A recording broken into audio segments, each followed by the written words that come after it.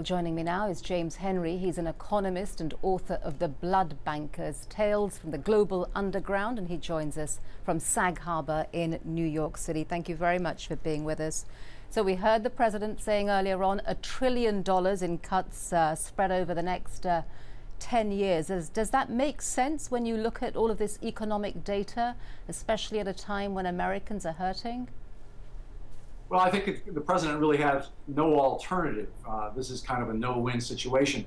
But that being the case, this is a bad time to be cutting deficit spending. We have not only an unemployment situation, we have a lot of people who are losing their homes still, and the housing market is not recovered. State and local governments are in deep trouble as well. So when you look around the sources of growth in the economy, federal spending was one of the few. We still don't know exactly where these cuts will come from. There's $400 billion apparently out of the $2.4 trillion that they plan to cut. That has been scheduled so far. The rest has been pushed down the street, kicked down the street to congressional committees. But what kind of a solution is that, though?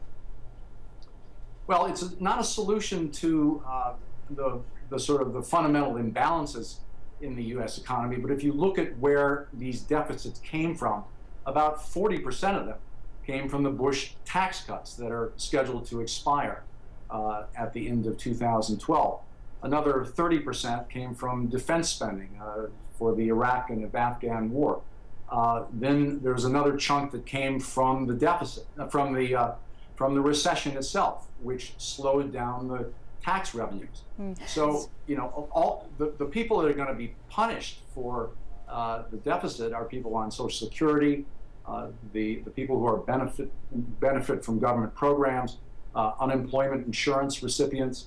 These are all people who have nothing whatsoever. These programs have nothing whatsoever to do with the deficit, but they're going to see pay the penalty for it. Right. So no doubt we'll be hearing from the politicians. You know, they'll be kind of getting together and kind of giving themselves slaps in the back and saying how wonderful it was that they all compromised. But then you have all of these vulnerable groups, you know, in the American population who are going to be hurting. What do you anticipate to be, just very briefly, the political risks of that come 2012, not just for President Obama, but also for Republicans, when you look at this through an economic prism of how it's going to play out? I think the slowdown in the economy is very disturbing to a lot of economists. We've talked a lot about this debt downgrade, but what the Chinese and the Japanese really should be concerned about is the fact that U.S. growth has slowed to a halt, and you know, the extra 1% that we would pay on the debt is nothing compared to the risks of another recession in this economy. Unfortunately, you know, congressional approval right now is 16%. Obama's approval has plummeted. The Democrats in this deal basically got no stimulus. They got no new tax cuts.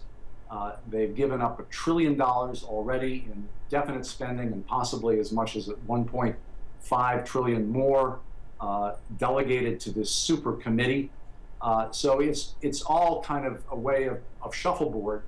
And I think a lot of Americans are going to be concerned about this at the end of the day, especially those at the lower end of the income distribution. All right. Well, James Henry, thank you very much for talking with us and joining us there from Sag Harbor in New York. Thank you. Mexican officials have confirmed the arrest of a suspected powerful gang leader. Police say that Jose Antonio Acosta, or El